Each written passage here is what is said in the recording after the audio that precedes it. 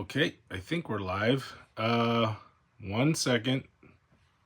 Hold on 1 second. There's always something, I swear. Let me just hit these Prada and okay. Done. Okay. I think we're on. Let me get my live chat set up and going. And I'm just gonna wait until somebody shows up and gives me a 5x5 in the chat, and then I'll start the show. Oops. Commercials. You can edit your meta tags, page by page.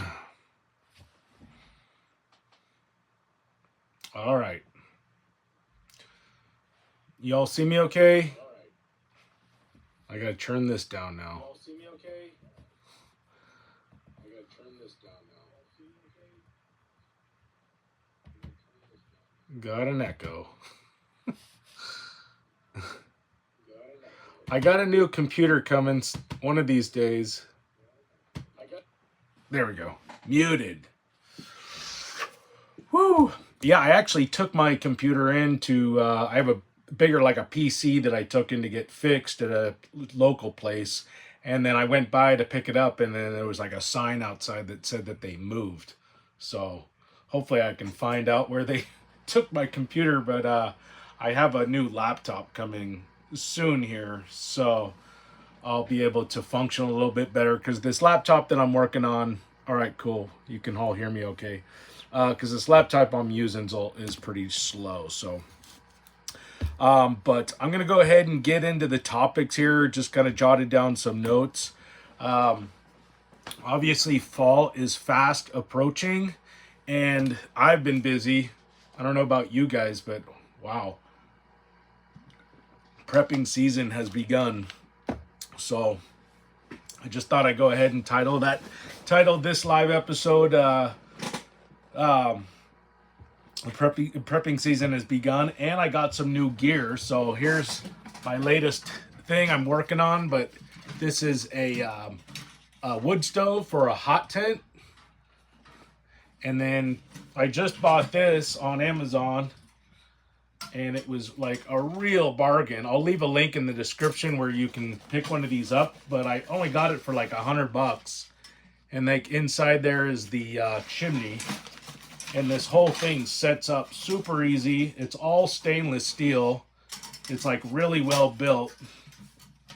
It's got these little racks that fold out onto the side, and then they actually act as like a handle, and you can carry it, and then the legs just pop out like that, and you just sit it down right inside your tent. So I haven't used it yet, but I'm super excited. I got a video coming out, but it's gonna be part of like a I bought a tarp, like a painter's tarp, and I've got some eyelets, or like what do you call it, like grommets, and a grommet toolkit. I'm gonna put some grommets in there and basically make a tent. So I'm working on it. I've never built one, so I have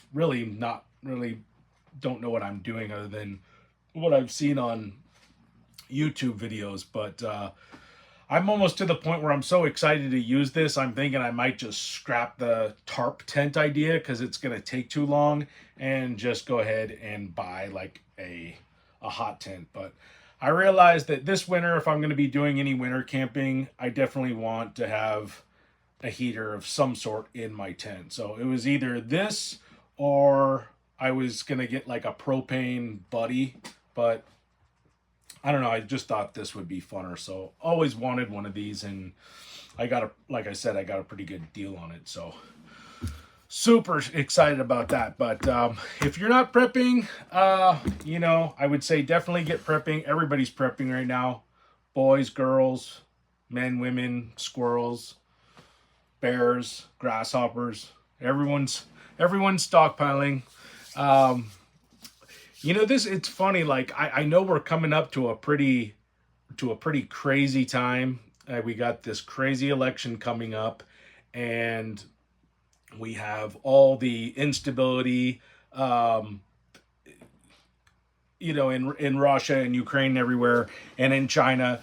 Um, so there's just like potential war everywhere, and obviously the food prices are going back up. Gas prices are starting to skyrocket again. But I don't know. I just don't feel it. I mean, and I always thought too that when if things were to ever happen, I would probably not even. It would probably be at a time when I wouldn't think anything was going to happen. But my wife seems to think she's pretty keen on this kind of stuff, and she seems to think that I don't know. There's definitely troubled times ahead. So she's kind of been taking the reins on the prepping situation, kind of pushing me to make sure that our pantry is fully stocked and everything. But my concern, I don't know, the kind of the anxiety that I have, kind of one of my worries right now is this just being a harsh winter and experiencing power outages. That's kind of been like my focus for the last few years, is just wanting to get real straight and leveled up in that department, as far as like getting our house more prepared for power outages. So they're always something that we experience. We experience at least two every winter. They usually don't last very long, like 24 to 48 hours at the most. Um, but it's long enough when they happen in the winter and you have single digit temperatures outside. You can't not have a backup generator. You can't have not have firewood, because stuff will spiral out of control very quickly as soon as the power goes out, especially if you're as reliant on it as we are, because we're basically out in the woods and everything runs off power, our well, our septic, everything. So if the power goes out, we have to have backup power. Otherwise nothing's working. But so I'll just go ahead and say hello to Homestead Family Idaho in the chat. PH Expat Prepper, how's it going? Rachel, how you doing? And see if anybody else. That's pretty much it. Yeah. So welcome everybody that's here, that's watching the show. If you're here, for the first time. My name's Joe, and I usually try to do these live feeds every Saturday night, and I'll usually kind of devote the first half of the live stream to topics related to prepping, and then pretty much once I get through my notes here, then it's pretty much whatever you guys want to talk about, and I'll just interact with the live chat here. So, and then we'll kind of go off script. So, but yeah, it's definitely, this summer came to an end quick. I still have one more job left. For those of you who know, I'm a painting contractor by trade. So my summer, spring, summer, fall is just my busiest time, and I'm pretty much coming to the end of my season here. I have one more job left on the books, and then I'll be done. And so, and right now it's, I always get panicky during this time of year, because I'm still so busy trying to tie up all my jobs and get my work done. But then winter's coming. I'm thinking I still have a lot to do around my house to get ready for the winter. So I have a very small window of time to do what I need to do. Usually it's, on the weekends, but even my weekends are busy. But today I was focused on getting firewood put together. So I went way up in the back hills here and started bucking up some wood that I had cut, from some trees I cut down about a year ago, I guess. And got those all cut, and it was, I cut them, they were all up on a hill, so all the cutting I was doing was on a hill. It was just it was rough, so my ankles, my feet are killing me from being on this hill chopping wood all day. But I will say it was nice to have the wood splitter. So I don't know if you guys saw that, I did a short on it, but I was able to purchase a wood splitter this year. It's been something I've wanted for like since we moved here, it's like 4 or 5 years now. And I was actually able to do a job. There was a lady down the street that was moving, and we just kind of traded. I just traded work for her wood splitter. She had like a brand new wood splitter, so it worked out perfectly. So that worked out nice. And yeah, if I had to split all that wood I by hand, well, I just wouldn't have had much time and energy for much more. So it was nice to have that wood splitter. But I'm gonna try to do a real focus. I'm gonna be really focused this year on on just trying to get our wood stove, use our wood stove as much as possible. It's always tempting to want to just kick the heater on and not start a fire, but um, it just gets expensive. Electricity, like I said, everything's getting expensive. So we're gonna try to steer away from that this year. And but those are pretty much my focuses this year. I mean, I'm pretty good with food.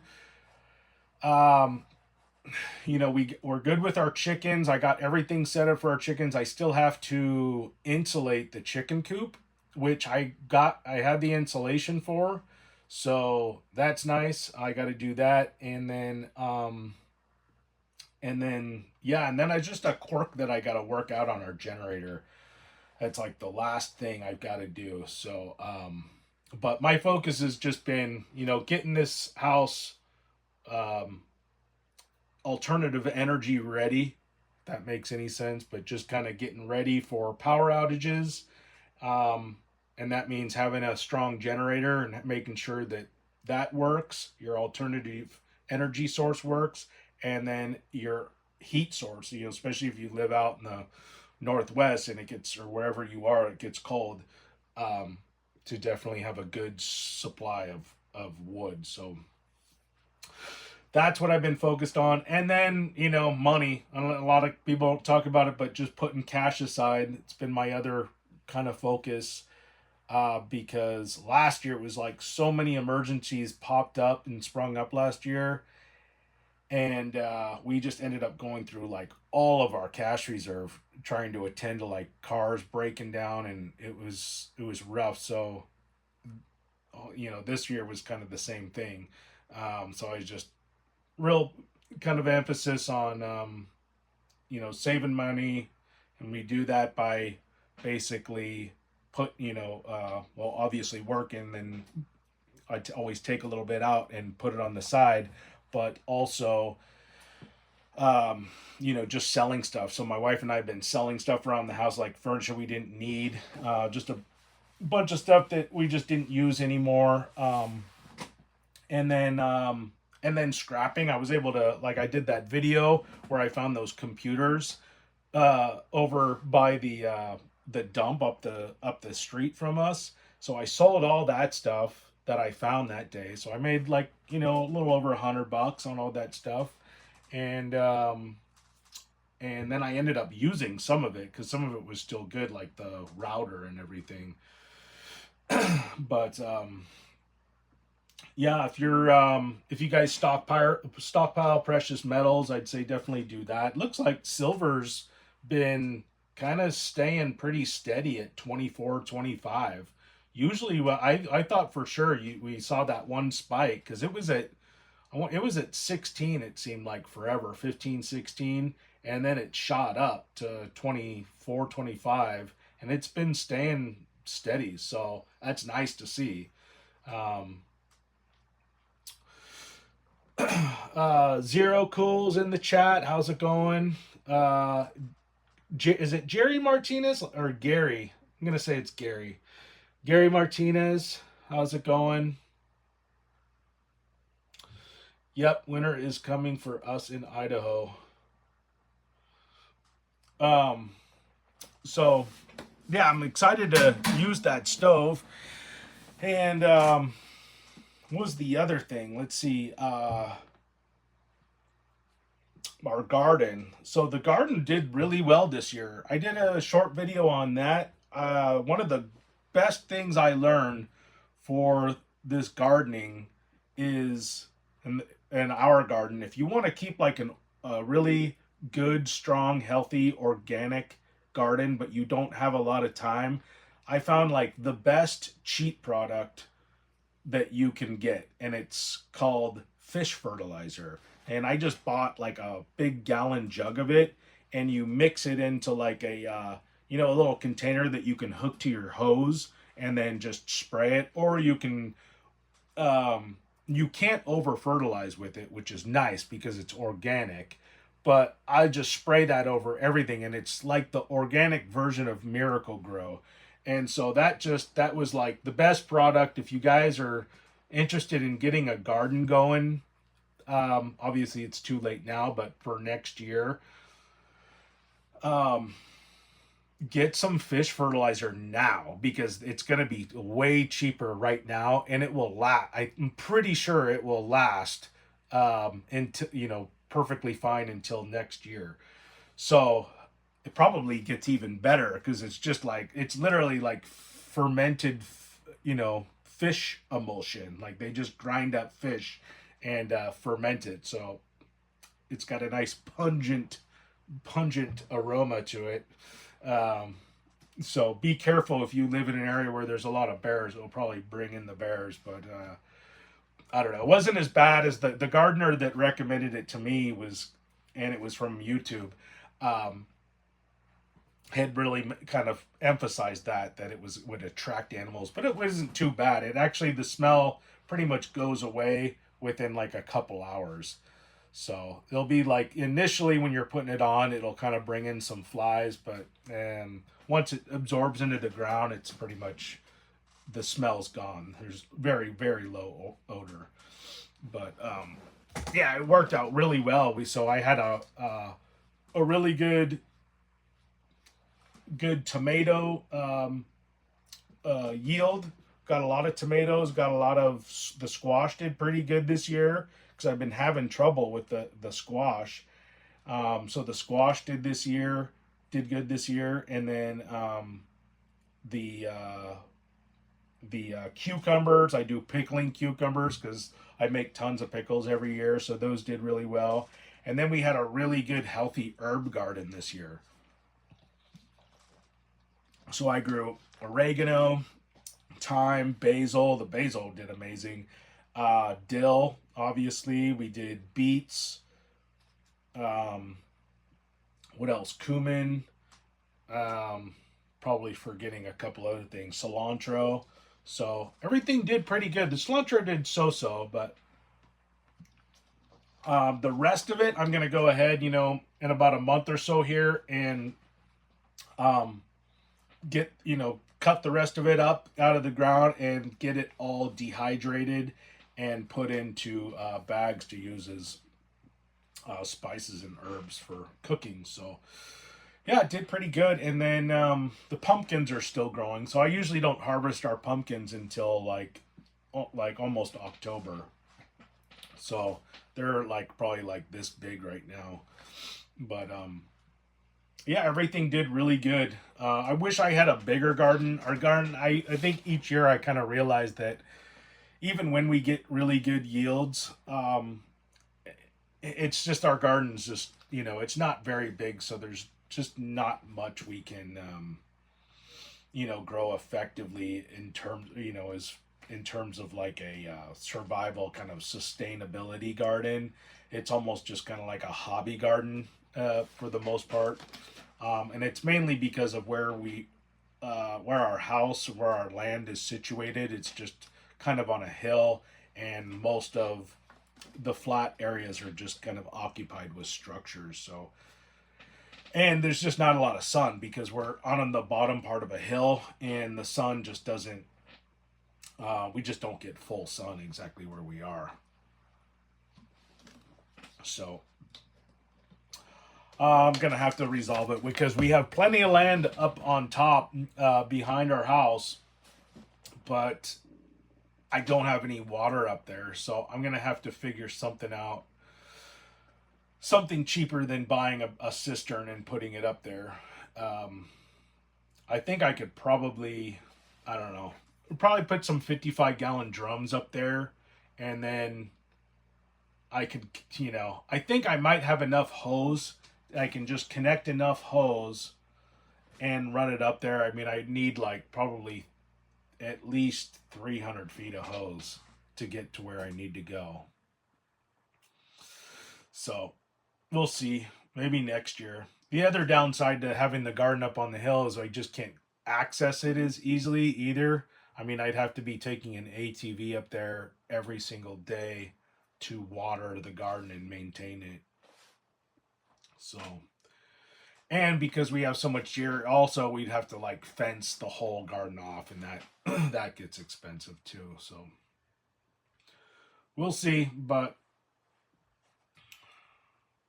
I definitely say, you know, if there's certain things that you would like, I mean, if you're limited in your space, if you want to do gardening and you're limited in your space, I'd say like put together like just a list of priority stuff that you really want to have.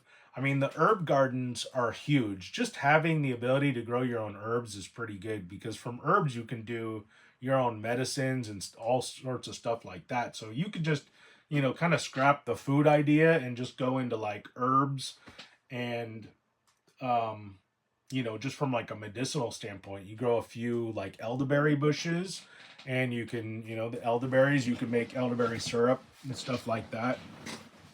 So Stan Grenfell, how's it going? Ex New York City prepper, how you doing?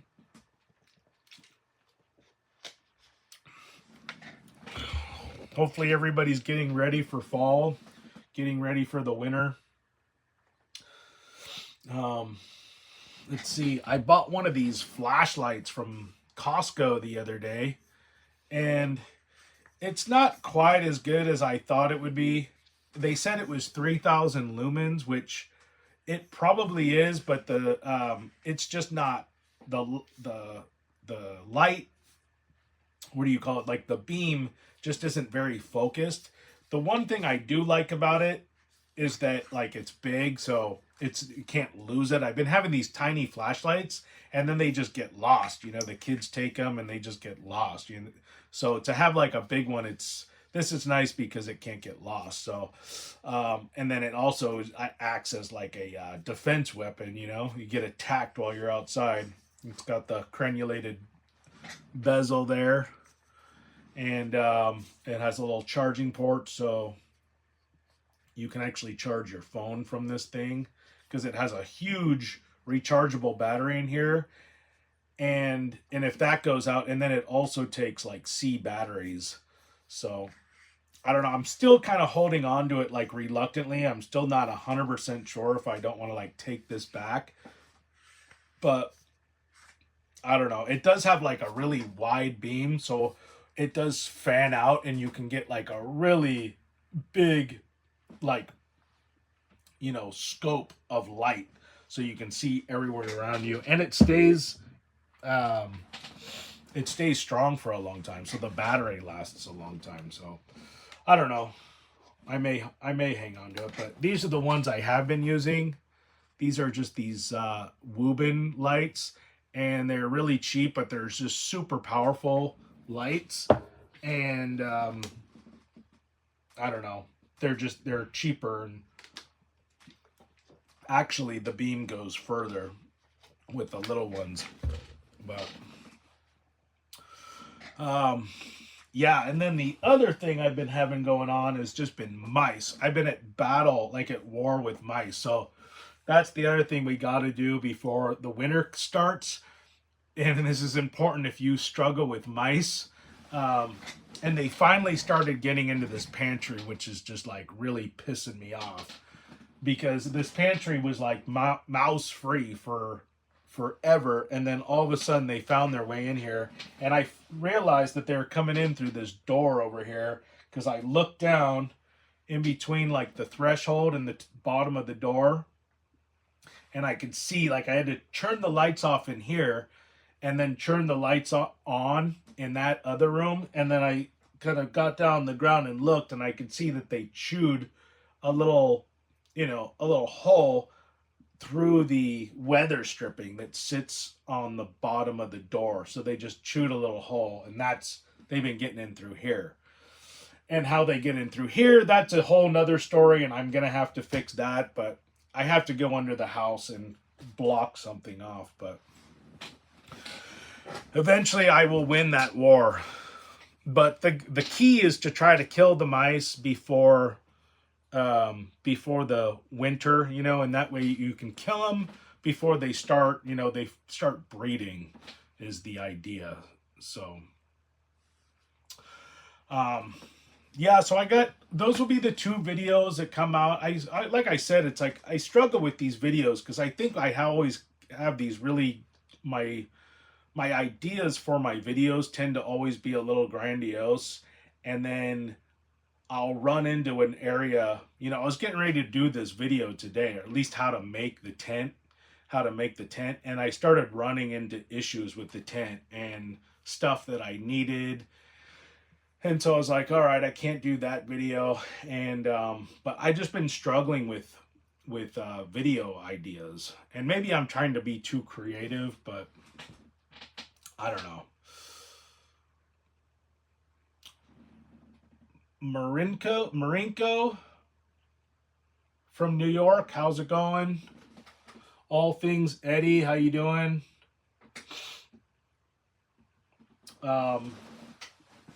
So what else?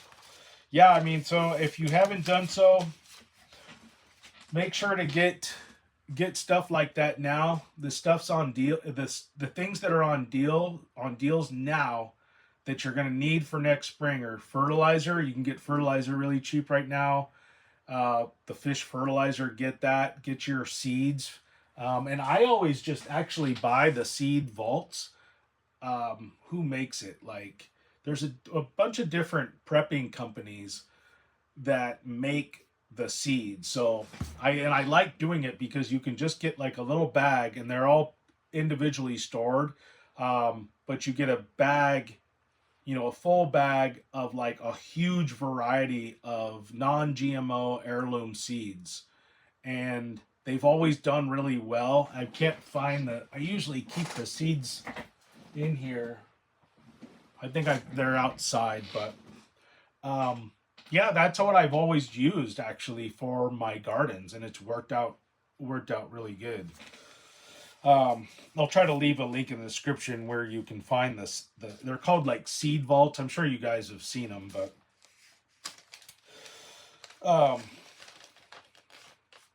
yeah. The other thing we have going on as a family is our homeschool is about to start. So our kids, like, I don't know if you guys know, but like our children are homeschooled. My wife does the homeschooling, and I think she's got a pretty good curriculum for them this year. She was showing me all the books they were going to be reading. She thought I wasn't paying attention, but I was. But it was like really good books. I will say that's like one of the gifts to being able to homeschool your children is you can, you teach them everything you want, and you can feel safe and rest assured that they're not going to be learning anything sick and twisted and crazy, and you can just be teaching them good things, and you can teach them, you can have any kind of class you want. So I have like a my daughter also always wants to learn like survival skills, and so I got her like a bug out bag and a bunch of like bug out stuff, and so that's like one of her classes. Dad will teach her how to like make a fire, or, carve a spoon or something. So yeah, it's a lot of fun, and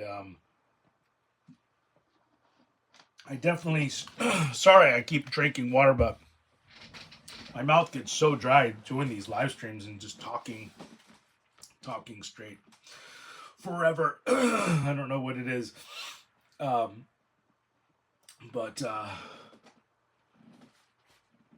yeah, thanks.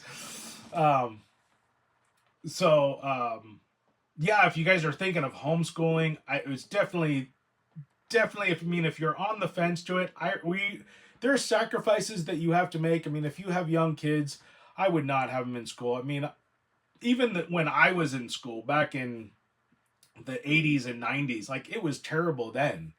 And I can't even imagine. I mean, I can imagine what it's like. Um, but one of the things that really kind of sold me on the homeschool thing is that I had a friend who had his kids going to like a really nice private school, right? And he thought he had like gone to these great measures into protecting his kids. No, we've talked with the teachers and everything, everything seems fine. They're not teaching anything crazy. And I'm thinking like, how you don't even know. I mean, unless you're in the classroom, you really can't say for certain. But the one thing that he did realize, and this is something that you can't control, is that one of the kids was bringing his cell phone into school, and then they were just watching like horrendous stuff. It basically had full, unmitigated like access to the internet, all recess, and they're just watching just a bunch of sick stuff online. So I was thinking, yeah, I mean, it's just like I mean, you can't in this new age. I mean, you can't be overprotective. I mean, it's impossible to be too protective, and then you just end up looking. I mean, you end up looking like an overprotective parent just by default. But it's like, well, you have to be. I mean, this world is just in full. The way our country is, it's just in total moral decay, and these ghouls that are like running everything are just totally focused on the children. And so you have to do, as a parent, you have to do everything in your power to try to shield your kids from this stuff, and it's like a full-time job. I mean, even with like when we let them have access to YouTube, for instance, the YouTube that I have, like I pay a little bit extra to like not have the commercials, just because the commercials are so bad. So they can be watching a cartoon which is totally innocent, but then a commercial comes on that's like, horrendous. And so that's why I ended up getting the YouTube premium, to where I could not have the commercials. But then what ends up happening is that once one of their shows is over, they'll be watching a show, right, that's really innocent. Well, YouTube will automatically kind of select the next cartoon. It will just automatically come up, and it will be something terrible, like every time. So they'll be watching something innocent and nice and wholesome one minute, and then me or my wife leave the room for 10-15 minutes. We come back, and then there's just some terrible cartoon playing. We're like, how the heck did this happen? So yeah, you just got to it's a lot of work. And so yeah, it sucks. I'd say that's like the worst part of everything that's taking place. I mean, the food scares. I mean, the economy shutting down. I feel like all that stuff is like, somewhat doable, but the degeneracy that's being pushed on the kids is just, it's so wicked, and it's just such a hassle and such a chore for parents to have to try to deal with this stuff all the time. But yeah, I can tell you some stories. I had some crazy stories like when I was going to school, and it started.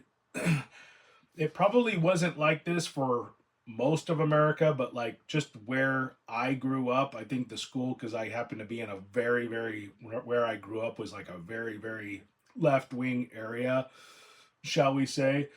And um,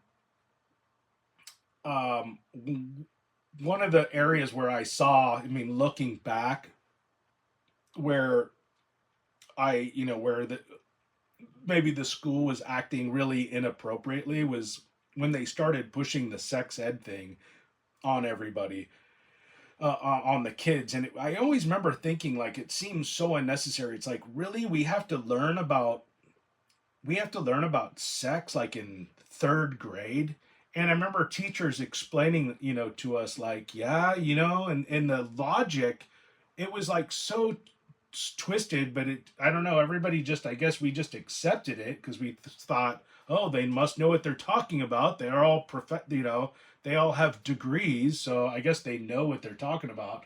But I remember the logic was kind of like, well, they're gonna do it anyways. That's always the logic. Well, the kids are gonna do it anyways, so we might as well make it safe, right? That's like the logic to push every form of degeneracy, is like, well, it's gonna happen anyways, so you might as well make it safe.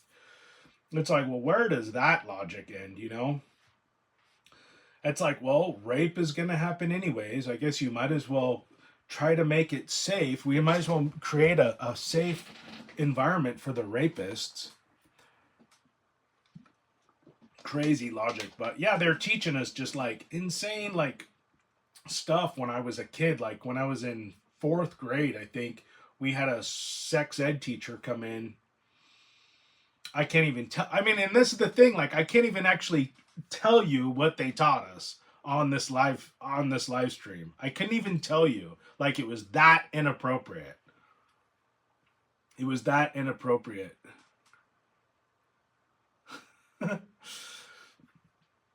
So, yeah, creepy Joe. But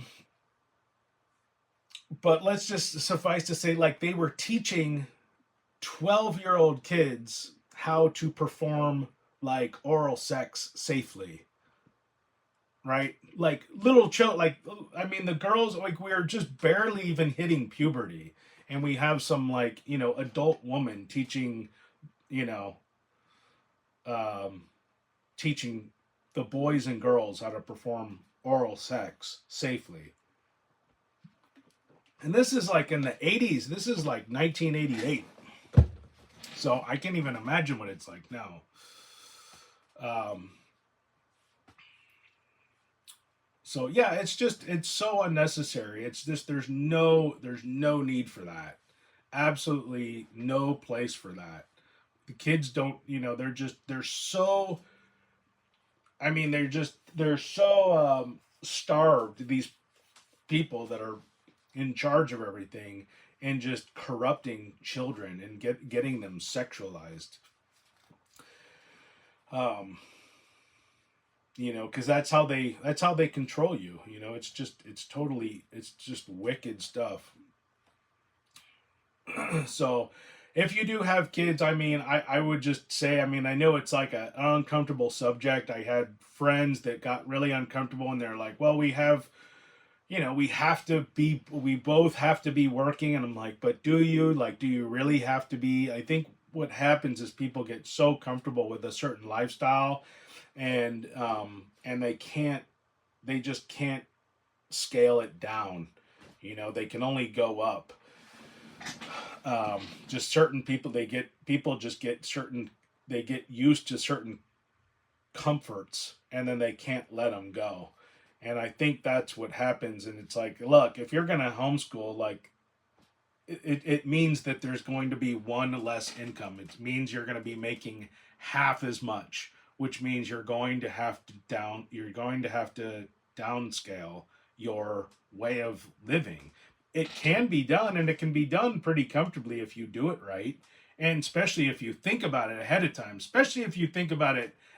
time, and you start thinking about this before you get married and before you have children, like my wife and I did. We started thinking about this stuff while we were dating, because we knew we were going to get married and have kids. I was like already in the mindset of prepping when she met me. So immediately when I started thinking about a family, I started thinking about prepping for a family. So it was a pretty easy transition.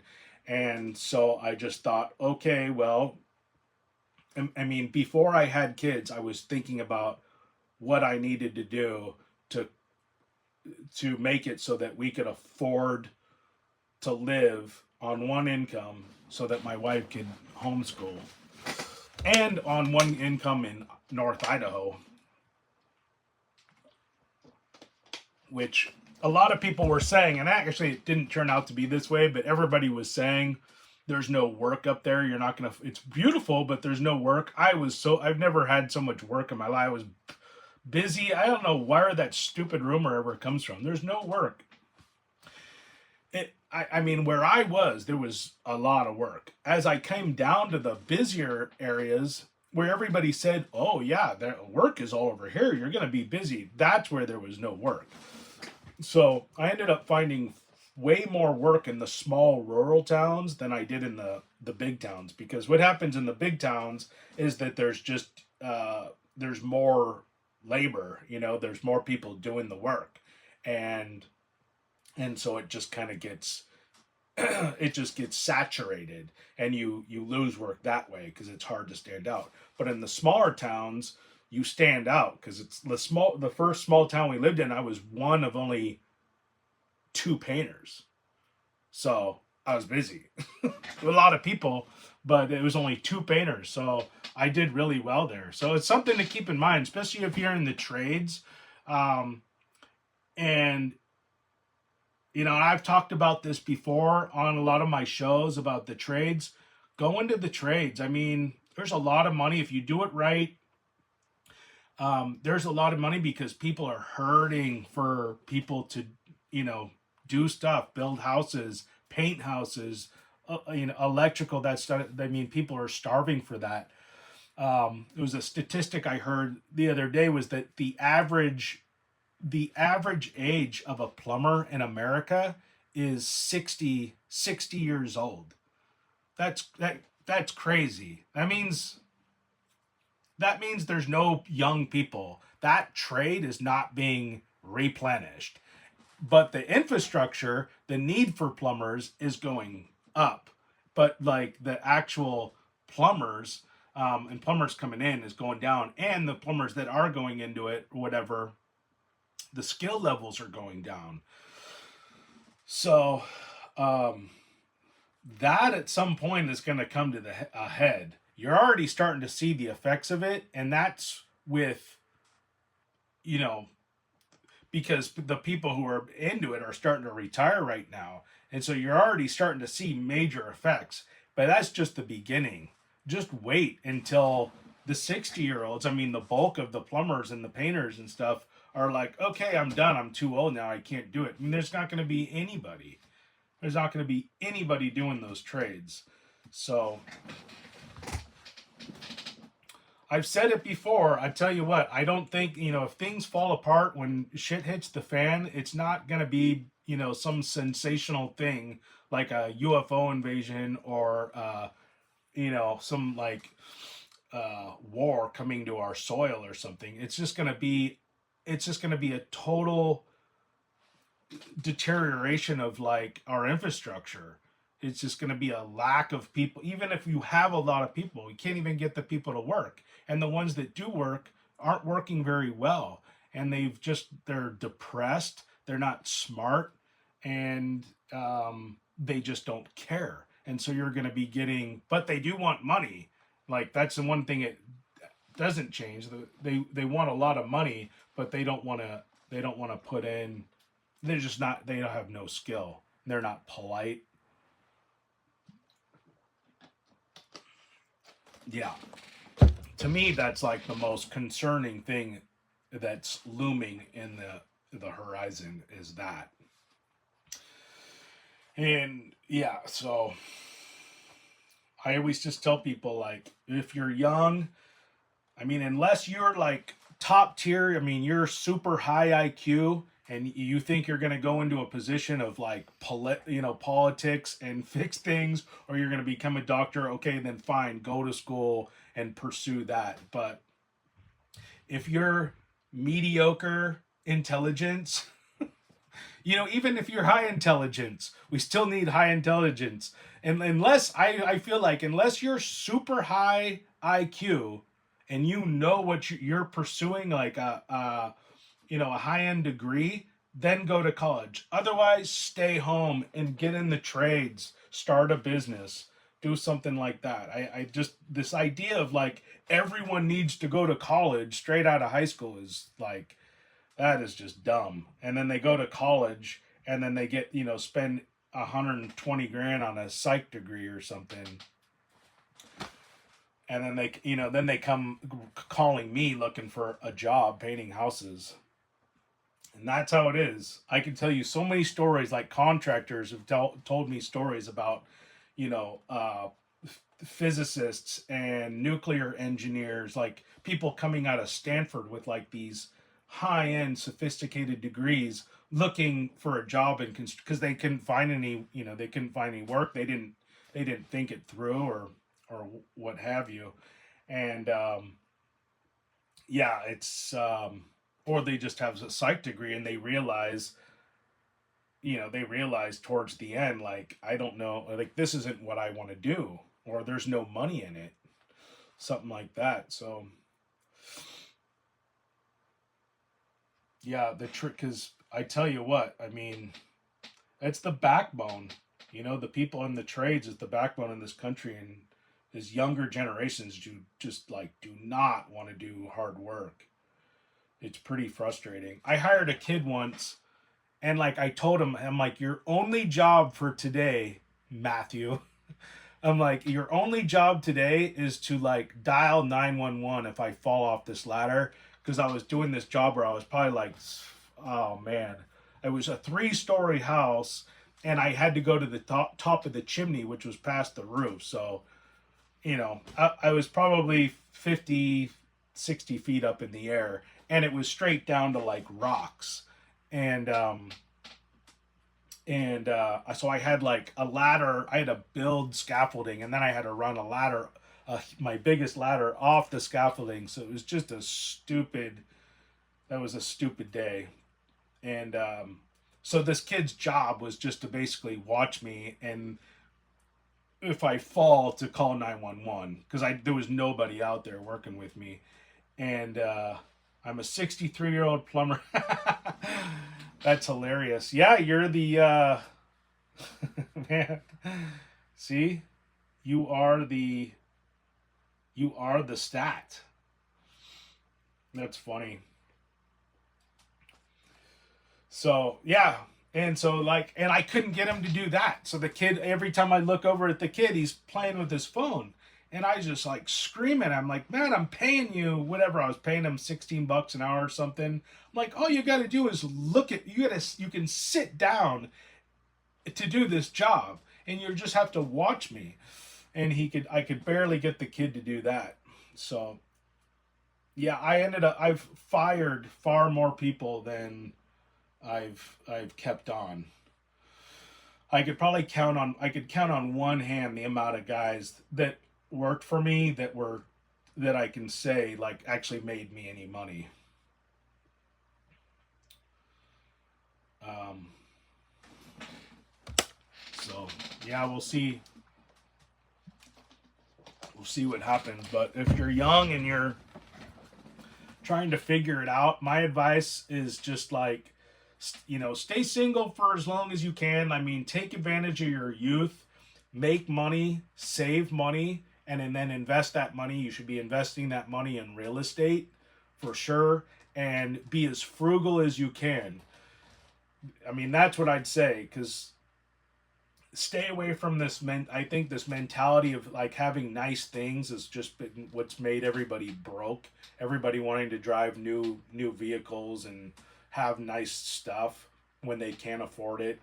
So I mean, stay away from credit. Don't get credit cards. Don't take out loans. You don't need to. If I was to say, I mean, I always tell people like, hey, if you can hack it, I was actually just telling a young guy, because he totally blew it. He had a ton of money, and he ended up just living off of his money. And I knew he was doing it. He wouldn't admit it, but I knew that's what was happening, because he had a little investment where he actually did the right thing. He bought he bought some property. It went way up in value, and he sold it, which he shouldn't have done. And then he took all the money that he made from that property and then just lived off of it for like a year.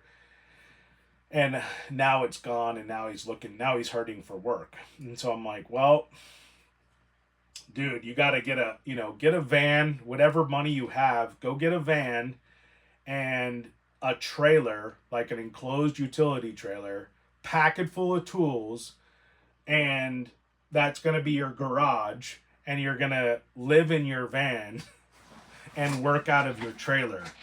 And put your advertising on your trailer and your van, so then that way, you know, people won't mess with you because you can park anywhere. And then do that. And within 2 years, if you're focused, you're working hard enough,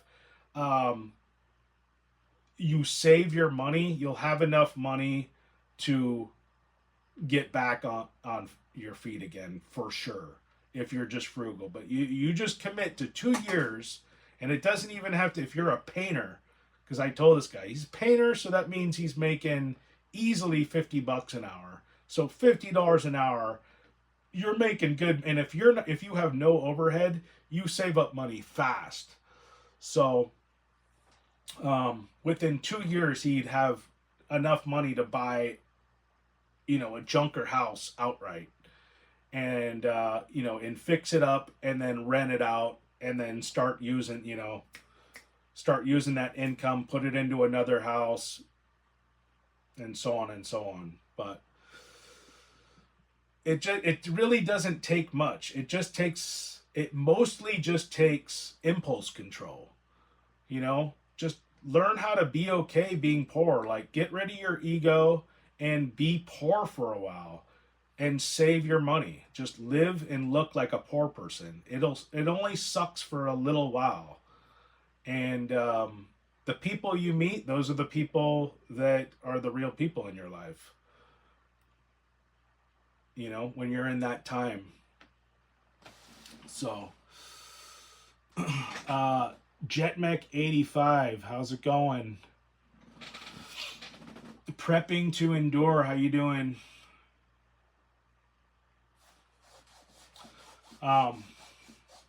Yeah, and yeah, I would say in the trades, like I said, you can do bartering. You know, you can keep it all under the table. You have control over, you know, what, you know, your taxes and all that. You just have way more control over your life too when you're self-employed, and you know, stuff like that. But I would definitely say, you know, before you do that, I mean, to you young people, go, if you're going to get into a trade, go work for somebody first and work for them for a long time. I see this happen a lot where these young guys, and I did it too, I'm guilty of it, and I learned the hard way, but they'll go into a trade for like a year, they'll work under a guy for a year, and then think they have it all figured out, and then be like, oh yeah, I know how to do this, and go out on their own, and then they just get their ass handed to them. Don't do that. I mean, if you want to do that, go ahead and do that, but what's going to end up happening is you're going to waste your time, and you're just going to find out that that was not the right thing to do, and you'll end up going back to work for your boss again for like another couple years. But it's important because you learn so much. There's so much more to these trades. And I think it's just something that everybody undermines the trades, including the people in the trades. There's a tendency to undermine them, especially with my trade. Everybody thinks they can paint until they're painting, or until they're trying to start a business. I can't tell you how many times, like, and it's good for painters like me, because I can't tell you how many times, like, I've been able to clean up, like when some kid goes out and he's like, I'm gonna go start my painting business, and he goes and blows, you know, $5-6 on sprayers and painting tools, and then within 3 years he's selling all of it because he couldn't hack it.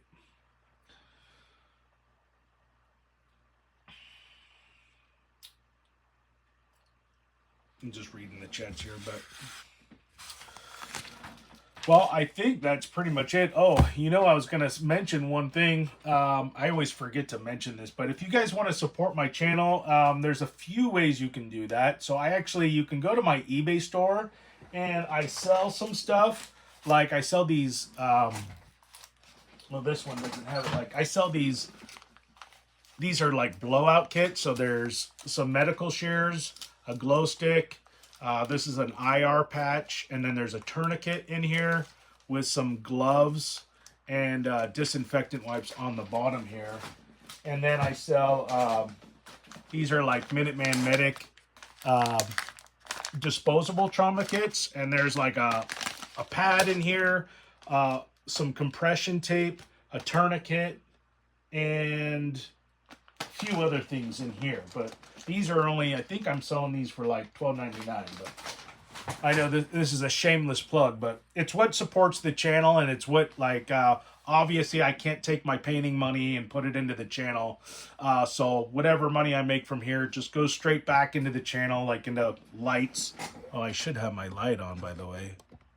Hey, look at that. Like lighting and computers, stuff like that. Make these fire steels, so I sell these. I actually did a how-to video on how to make these. So this is like a pretty cool one that I made, where the lanyard, the neck lanyard comes out of the top and then comes right through around the side. And this is made out of coyote wood. This is all handmade by me. So I sell a few of those. I sell these small game snares and a bunch of other stuff. Winter's coming. I got hats. I got some trapper hats, all kinds of cool survival stuff like that. So if you're interested in that kind of stuff, that you can go over to my eBay store.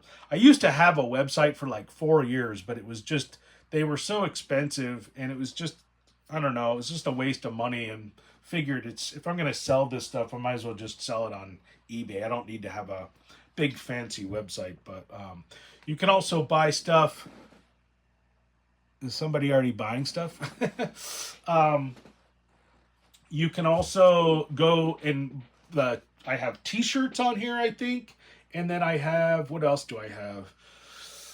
And then you can just donate, I think, I think there's like a donate thing on this live stream. I'm not sure, but all right, that's enough for my plug, my shameless plug. But it does help out a lot, and I put all this money straight back into, I put it all straight back into my into this YouTube channel. So like I said, like this stuff I'm buying, I'm buying stuff to make the videos, and I'm buying gotta buy a new just bought a new camera. And then I bought I'm on my way to buy a laptop. So just getting a used one. It's like $600, I think. But I'm not just out like, spending it on like strippers and wine. Not anymore, anyways. Learned my lesson. So appreciate that. Anything will help. But all right, so I'll pretty much open it up. I think I went through most of the topics here tonight. I think that's been an hour. Oh, the other thing I was going to say is Mira gas masks. I don't know if you guys are familiar with Mira gas masks, but they just reached out to me, and they're going to be sending me a gas mask to do a review on. So keep an eye out for that video. It's I guess it'll show up at my address here one of these days, but yeah, it's pretty cool. I went over to their website, Mira Gas Masks, and they have masks. They have 3 or 4 different gas masks for adults, and then they have ones for kids, and then they even have them for like pets, which was amazing. It was like it wasn't like an actual mask, but it was like got almost like a little tent that you'd put your dog in or something, and it had like a filtration system on the side. But pretty cool stuff. So they're good people over there. So she was really nice. I was like shocked. I'm like, really? You guys are gonna send me a gas mask, huh? Like, that's pretty awesome. I only have like 8,000 subscribers, but I guess they figured I was worthy enough to like promote a product. So excited about doing that. Let's see. I'm gonna go ahead and read some of these chats that pertain to the night. New York City prepper is going to bed. Good night. Hunting tomorrow. Oh, sweet. Yeah, hunting season. Well, let's see. Bow season, I think, is starting or already started for elk and maybe deer. I think bow season started for a few things. When does and then turkey fall turkey season opens up pretty soon here if it already hasn't, but I know elk season opened up. Uh, Bow hunting for elk started August 31st. So I was driving around today, kind of mapping out. I mean, but everybody is driving around doing the same thing right now. All the public land is just filled with people. So, and I know where all the elk are. Where all the elk are. They're all on private land, protected on private land. It's all about trying to get somebody to let you hunt their land. That's how you get an elk or a deer. You have to have access to private land.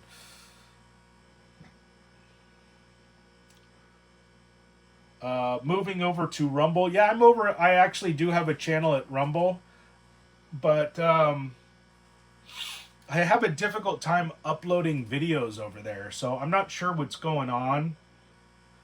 I don't. Yeah, I have no idea what's going on. I don't know if my videos are too long or if they're just like in too many pixels, you know what I mean, like 4K or whatever, and maybe they're not uploading. But I have like I think three. I was able to upload like three videos, but I have considered doing like my live streams on Rumble, but I'm gonna have to figure that out. But I know I have a feeling that if I did my live streams on Rumble, that it should uh, work just fine. It's the videos when you try to upload like a half-hour long video. I always seem to have issues with that. But I tell you what, if I was doing live streams on a platform that I knew wasn't going to be censoring me, I would probably end up getting myself in trouble. So, in a lot of ways, YouTube is protecting me from myself.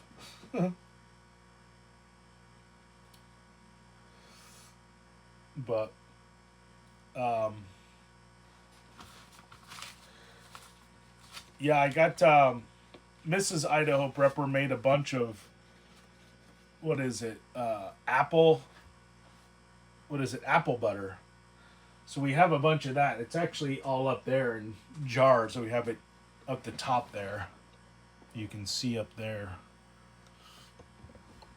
So we went through most of our mason jars. We actually have some more up there, but there's still a lot we have to can. So I still have a lot of dill pickles I got to do, and then I was going to pickle some asparagus, and then what was the other thing? Oh, then I got to dry out all the herbs, and then oh yeah, and then we do apples. So we have a huge apple tree in our front yard. But this year it didn't produce nearly as many apples as last year, and I think it's because I didn't prune it. So I have to prune it this winter so that next year we get a better yield on our apples. But the one thing I always do with our apples is I'll make apple cider. So I'll try to do a video because I think last year, I don't know if I did a video. I don't know, but the way I press so the first thing I do is crush the apples, and the way I was doing it was with like a blender, like a Ninja blender, and it was putting a lot of strain on the blender. So you can just kind of bash them with like a mallet that way, and I'll just do it like in a big kind of like a tote, and then the system that I was using for like juicing them is I took a 5-gallon bucket and I drilled a bunch of holes at the bottom, and then I took a piece of wood and I cut it, the same diameter as the inside of the bucket, and then I pressed the wood down with, I had a block, and then I used a car jack that was like pressed up against, what was I using? Like the header of our garage door or something. It was kind of a crazy, like hokey entrapment, but it did work, and I was able to get enough, leverage so that I could, really press this thing down with this jack and push all the juice out. And I was able to extract probably at least, I don't know, a gallon of juice. And I strained it, like filtered it, and then heated it up with some cinnamon. It was like the best apple cider I've ever had in my life. So amazing. If you have some apple trees, I would say do that. Or if you know anybody, say like in the Northwest, it's like there's apple trees everywhere, and most of the time people just they don't even do anything with their apples. They'll eat like 2 or 3 of them, and that'll be the end of it. So if you know anybody that has apple trees, ask them if you can take their apples and you can make apple cider, and it will store for a little while. Or you can do the freeze-dried apple chips, and we'll do that too. So you can cut up the apples and then soak them in some lemon juice, just basically water with some lemon juice, and then dip them in like sugar if you want to, or just cinnamon, and then dehydrate them, and that's awesome. So, and those will store for a while, and you can just vacuum seal them in a food saver bag with an oxygen absorber, and they'll last a while. So all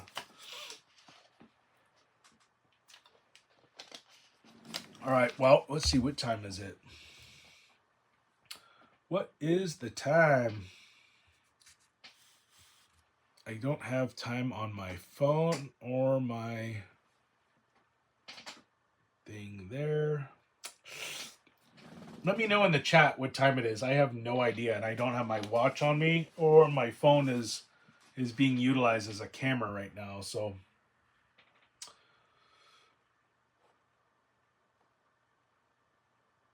I can't believe this isn't.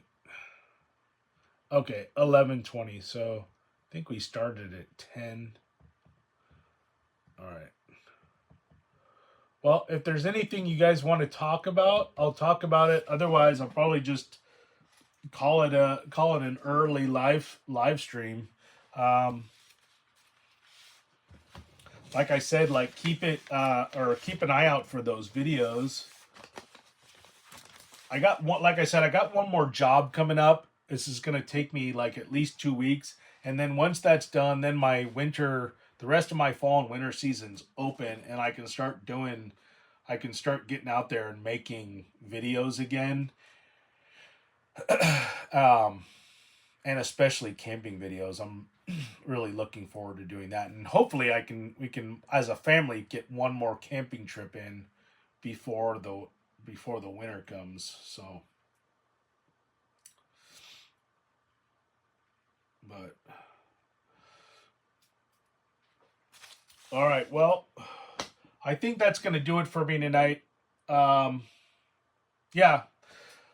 So, like I said, keep an eye out for those videos, and if you haven't done so, please subscribe to my channel and hit that like button. And let's see, and until the next time, stay prepared.